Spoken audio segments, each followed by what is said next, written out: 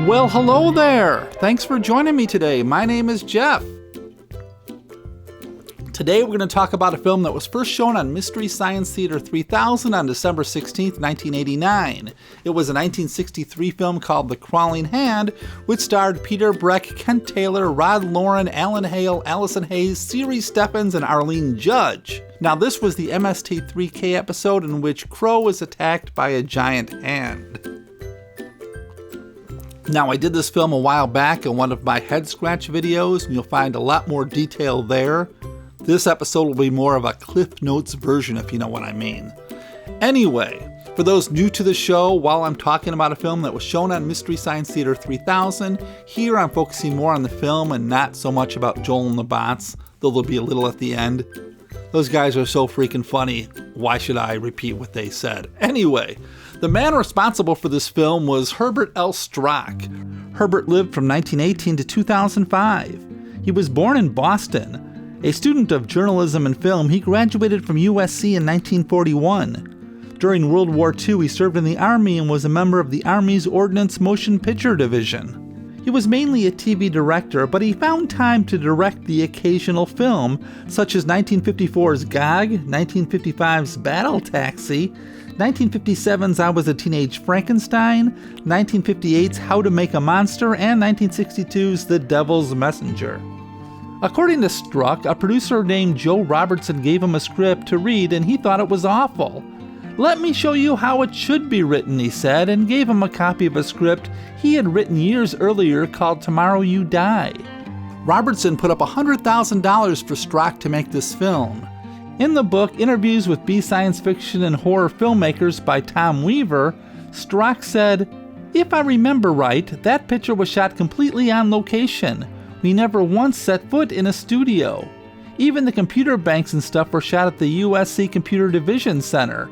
It was a minor film made for peanuts. As I said, it was a lot of fun to do." At some point, the title Tomorrow You Die was changed to The Crawling Hand. The film stars Rod Lauren as Paul Lawrence. His real name is Roger Lawrence Strunk, and he lived from 1941 to 2007. Rod was a singer who was a discovery of RCA Records when they thought rock and roll was over and they were looking for the next big thing. He had a minor hit with If I Had a Girl in 1960 and was set to become a movie star, but his anger problems cost him his film career before it ever got started. "I just got too much too soon and it embarrassed me and I didn't feel I deserved it. I was unhappy, and when you're unhappy there are clashes." He became known as Hollywood's youngest has-been. So by age 22, he was trying to make a comeback in B films and appearing on TV. Director Strock said of Rod, "I felt that Rod was a one-dimensional actor with a one-octave range." Rod's life came to a tragic end in 2007, but that's another story for another day. His co-star in the picture, his love interest Marta, is played by the beautiful Sirry Steffen. Sirry was born in Iceland and lived from 1938 to 2020. Her real name is, which I'm not going to attempt to pronounce. Don't let her character in this film fool you. Sirry was a very intelligent woman who spoke at least 5 languages. She was Miss Iceland of 1959 and came to Long Beach, California in 1960 to compete in the first ever Miss International pageant. She didn't win, but while in the USA, she thought she'd give acting a try. She Americanized her name to Sirry Steffen, but her career didn't last long. By 1964, she was back in Iceland and she became a teacher. Others in the cast are Peter Breck as Steve Curran, Ken Taylor as Dr. Max Weisberg, and the beautiful and totally underused Allison Hayes, who plays the Secretary of Space Operations, Donna. The soda shop owner is played by Sid Saylor.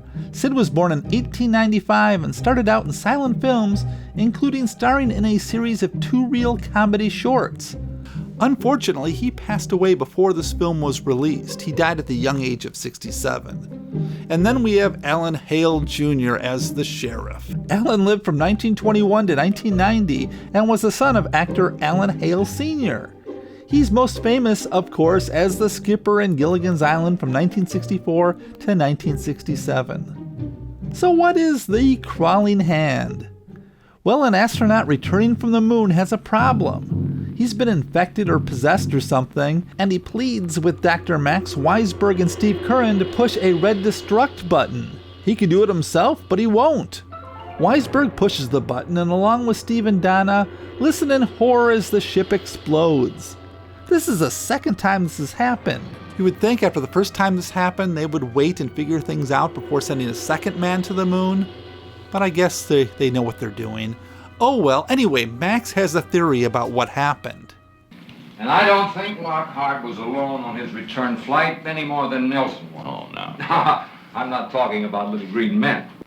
Meanwhile, we cut to two young lovers, Paul and Marta. Paul is a medical student and Marta is from Sweden and is spending a year in the US to spend time with her grandfather, Professor Farmstrom. She is also best friends with Patsy, who is the daughter of the sheriff. The talk of the malt shop, which doesn't allow dancing or rats, is what is believed to be a meteor that fell the night before. We, as the audience, know it was the space capsule. Well, there was a fireball in the sky as big as a house. He didn't see it either. Well, what do you think it was? Didn't I tell you? Eat, drink, and be merry. Tomorrow you die. But while at the malt shop, we get to hear a little of the Bird is the Word by the Revingtons.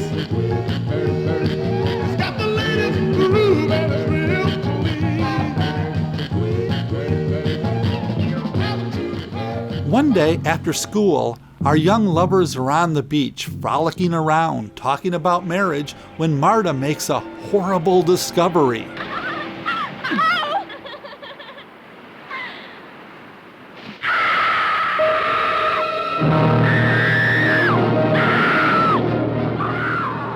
For some reason, and this part is never explained, Paul has an immediate attraction to this severed body part. He wants these body parts, but Marta says no. Paul goes back the next day with a shower curtain. Meanwhile, Max and Steve talk about a rat who rode on a spaceship and now has become intelligent due to cosmic rays. Everyone else around here seems to think that what he does is in the range of an exceptional rat's capabilities. But I don't. I think Elmer has thoughts. Is there any connection? Max thinks so. The same something that was in our pilots. Well, Steve, there's a possibility. One night, Mrs. Hotchkiss becomes the first victim of the crawling hand. After Paul is attacked by the hand, he goes unconscious but doesn't die. When the ambulance drivers show up to take the body of Mrs. Hotchkiss, they find Paul and take him too. Hey, why not? But Paul wakes up in the ambulance next to the dead old lady and freaks out.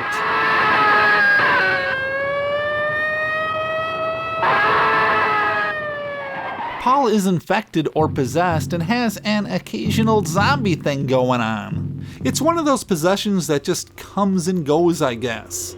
What's controlling the hand and why does it kill randomly? Your guess is as good as mine. Sheriff Townsend suspects Paul is the murderer, but the men from Space Operations know it was the dead astronaut. Paul tries to connect with the government officials, but the only time they get together, unfortunately, is when Paul is Zombie Paul. And of course Marta, who has disappeared from this film for far too long, is concerned with Paul, but Paul isn't having it and gets to do his best James Dean. Marta, please. Marta, what are you doing here? Harrison, get her out of this house. Just get her out. You just get back to your room. Paul runs off and tries to kill the old man who runs the malt shop. We do get to hear a little more of the Revingtons. Hey, they paid for the song, they're gonna use it.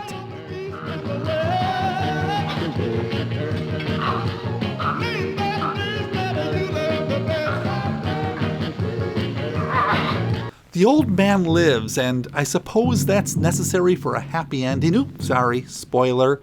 Anyway, Marta and her friend Patsy are in her bedroom having girl talk. Patsy leaves to get some food just before Paul shows up. He climbs in through the window.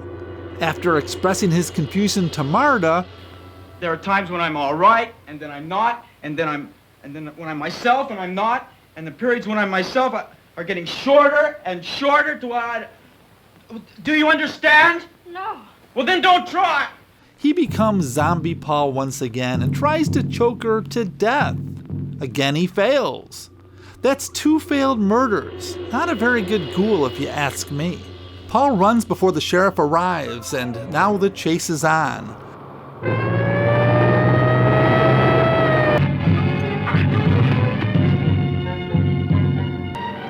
Wait a minute, you're not going to gun him down, are you? He's a killer. Luckily, there are cats to put things right. Oh, Now, I really enjoy this film, and I guess since you're watching this video, you enjoy it too, but there are some problems. And the biggest one I have with this film is the whys and the hows. What is the hand's endgame, and how does it work? How does it get leverage, and does it have a brain? If it doesn't have a brain, who or what is controlling it, and what is their endgame? So many questions, and they just leave us hanging. Anyway, one actor I didn't talk about was Arlene Judge, who plays Mrs. Hodgkin.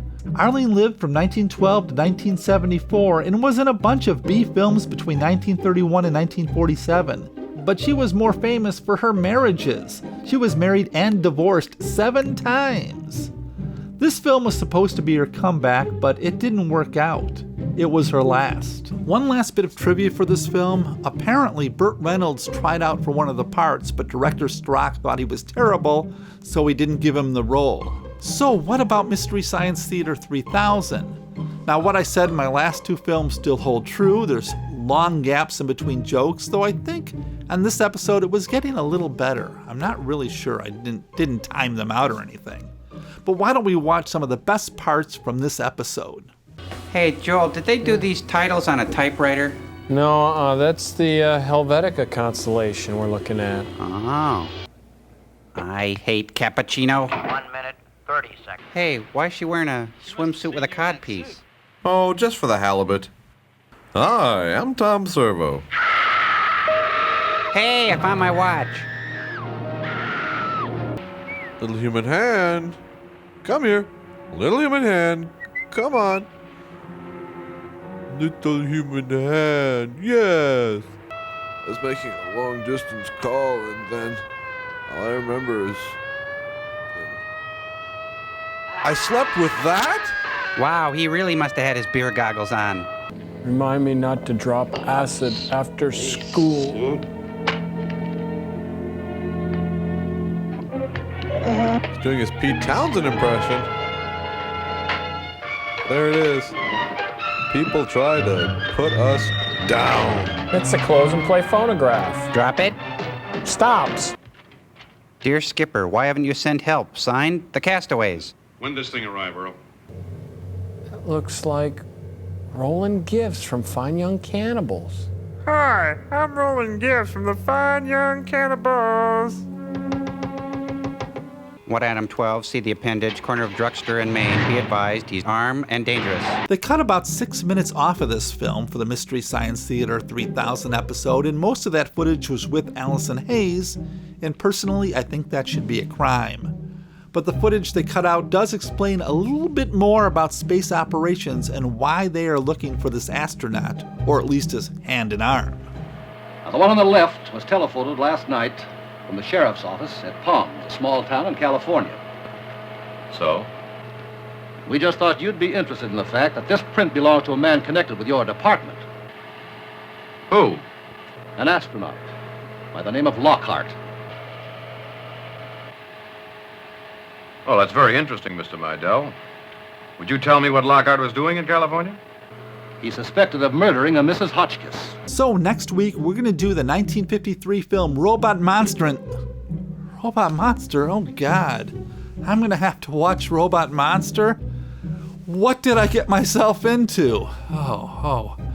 And one thing, though, if you've got any trivia about Robot Monster, about the actors or how it was made, please let me know. You'll save me some research work. And for this episode, that would be a big help. I want to thank you for joining me today. I'll be back next Sunday, I believe, with Robot Monster.